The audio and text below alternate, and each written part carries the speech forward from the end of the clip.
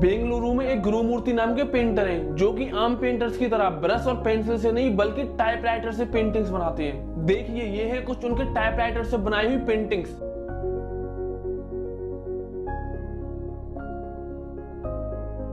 पहले ये बैंक में जॉब करते थे लेकिन बचपन से ही इनका पैशन पेंटिंग करना था और फिर इन्हें एक दिन टाइपराइटर से पेंटिंग करने का आइडिया आया और इन्होंने बैंक की जॉब छोड़कर पेंटर बनने का फैसला किया।